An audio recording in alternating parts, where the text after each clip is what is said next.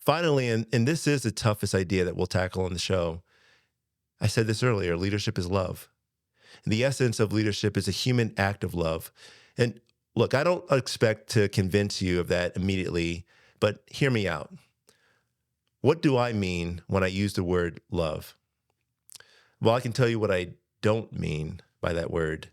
What I don't mean is how we use it today to describe an intense, emotional, and sentimental feeling.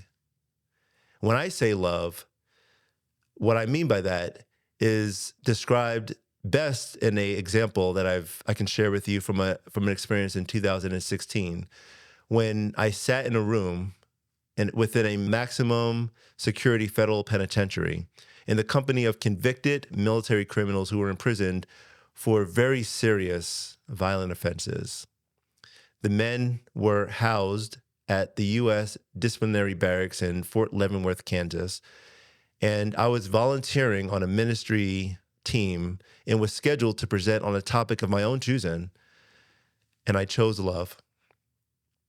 At the start of my talk, I asked an unusual question. I asked, did any of them have a good love story to share? And some of the men who listened intently at first, waiting for my talk to begin, suddenly pulled back abruptly and crossed their arms, and a few men snickered. Some of the other ministry team members shifted in their seats uncomfortably, particularly the more seasoned ones. While I expected the awkward pause to follow my question, I didn't do much to prepare the other volunteers for the unusual start to my talk. And as I looked around the room in search of any takers, the most senior member of our volunteer group felt compelled to break the silence and said, well, Matt, that's a very good question. Does anyone have any good stories to share? It was followed by a few chuckles. I smiled. One inmate recounted a charming story about an encounter that he had with a young member of his family, an event which meant the world to him. This prompted another inmate to break the silence and share a similar account with his youngest child. However, once it became clear to me that no one else had any further stories to share, I said, well, thank you. It just so happens that I brought one of my favorite love stories today, and I hope none of you here mind if I share it. Well, here goes. And with that, I pulled out the Medal of Honor citation awarded posthumously to Master Sergeant Gary I. Gordon, who distinguished himself by actions above and beyond the call of duty on October 3rd, 1993, with Task Force Ranger in Mogadishu, Somalia. And some of you will be familiar with his story if you've watched the movie Black Hawk Down. Master Sergeant Gordon and his teammate, Sergeant First Class Randall Shugart, volunteered to be inserted into a hostile situation after ground forces were not immediately available to secure a helicopter crash site where 4 critically wounded soldiers lay exposed to imminent danger. From the citation I read, equipped with only his sniper rifle and a pistol, Master Sergeant Gordon and his fellow sniper, while under intense small arms fire from the enemy, pulled the pilot and other crew members from the aircraft, establishing a perimeter which placed him and his fellow sniper in the most vulnerable position. I continued, despite the fact that he was critically low on ammunition, he provided some of it to the dazed pilot and then radioed for help. Whew. I paused and I looked intently around the room. This was a powerful moment. The men in the room who were listening to the story, I could tell that it was slowly starting to set in what I was doing. It was clear that the story had the effect that I intended. Master Sergeant Gordon continued to travel the perimeter, protecting the downed crew. After his team member was fatally wounded and his own rifle ammunition exhausted, Master Sergeant Gordon returned to the wreckage, recovering a rifle with the last 5 rounds of ammunition, and he gave it to the pilot with the words, "Good luck." Then, armed only with a pistol, Master Sergeant Gordon continued to fight until he was fatally wounded. His actions saved the pilot's life. At that, I stopped. I looked around the room, and I locked momentarily with as many eyes as I could as I slowly repeated Master Sergeant Gordon's final words. Good luck. And then I added, he might as well have said, I love you. Yeah, this is the love I'm talking about. It's not just a feeling. It's not a sentiment, however intensely it's held. Look, Master Sergeant Gordon did not feel as though he had a sentimental attraction to that wounded pilot lying there in that helicopter wreckage as bullets were whizzing past his head. Goes far beyond that. And yet, he volunteered to be inserted into that situation. He took a rifle and the last 5 rounds of ammunition, and he just handed it to that pilot. Good luck. It's not a feeling. It's not a sentiment. It's not an emotion. When I say leadership is love, I hope you get the sense that what I mean is a type of love where leaders sacrifice at some deep level. And it may not be the point of sacrifice which requires that you give up your life, but maybe.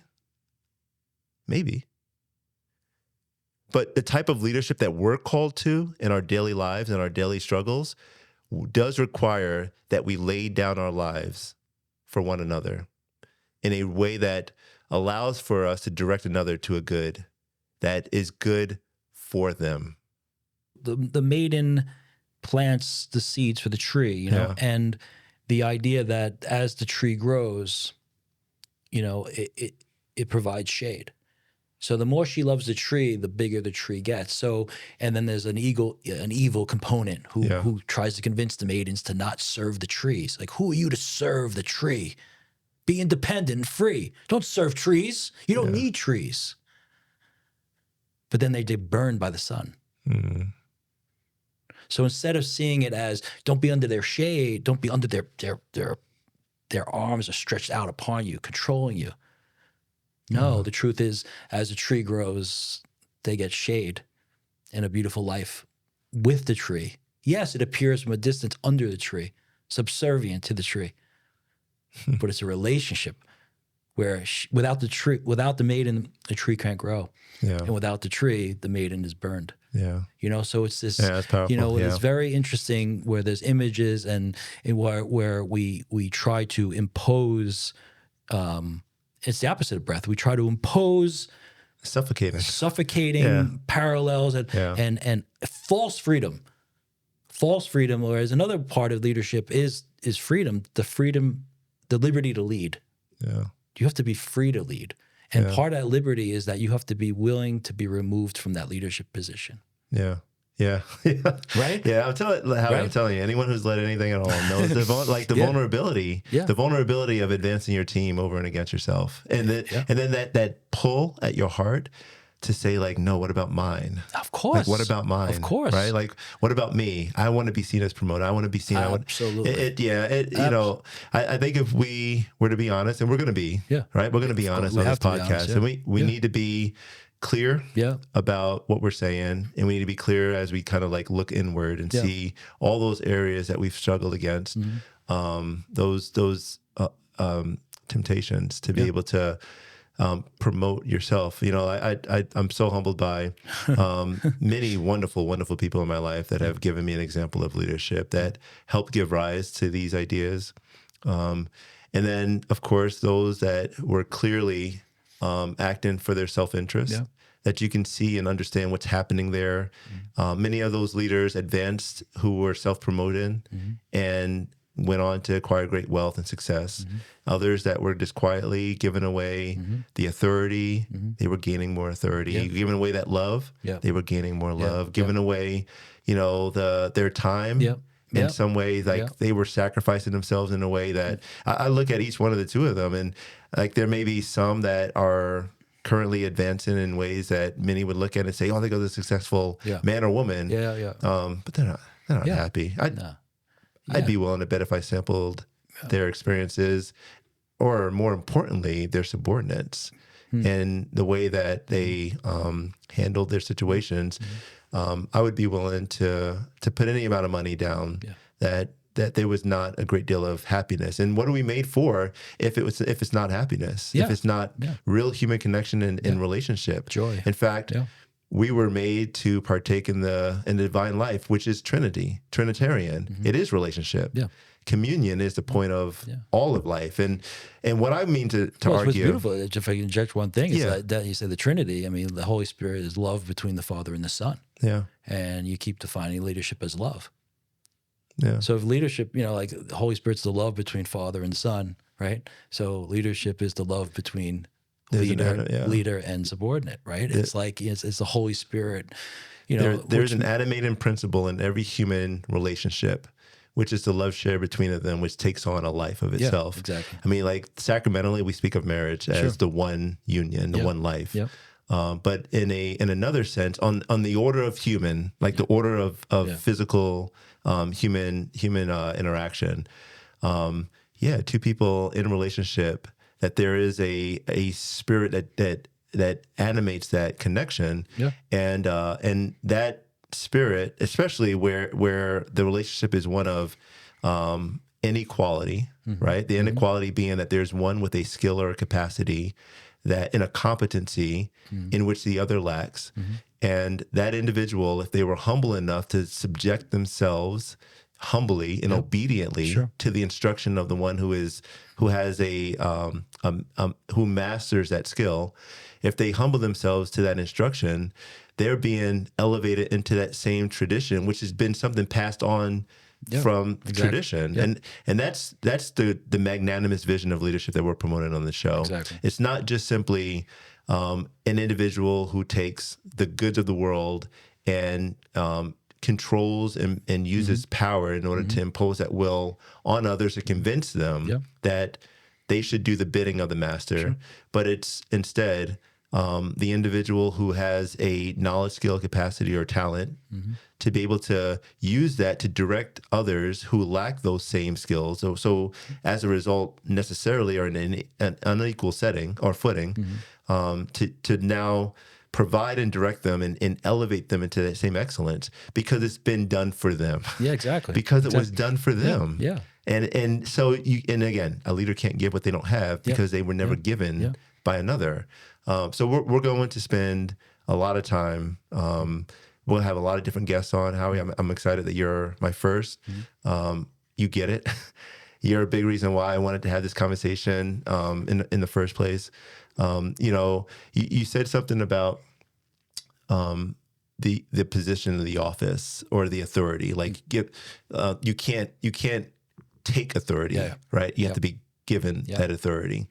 I believe that. Yeah. And I believe that for a lot of different reasons, not just simply because it's within church teaching. We read about that. Leo XIII promoted in his encyclical on Christian states. He talks about leadership is divinely ordained, or authority is divinely ordained, and that all earthly authorities and civil authorities have as their author and source divine authority.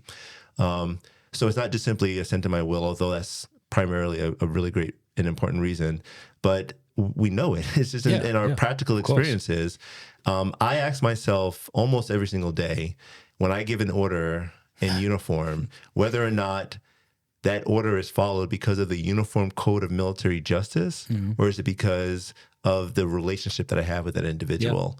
And too often, I think many people will rely on the legal, strict sense of the word of enforcing their orders to be followed because it's required. And there's no leadership in that. Compliance is not leadership. No. I just really believe that if we were to just simply spend our time to really get at the heart of what it means to be a leader, to lead another, the responsibility we have to share goods of talent, treasure, virtues, but then also to find ourselves lacking in those, to be humble enough to accept that and to be obedient, because obedience is a virtue. And that's what I want to unpack in this show as well. Obedience is a virtue and not subservience or submission, as sometimes we think of it as.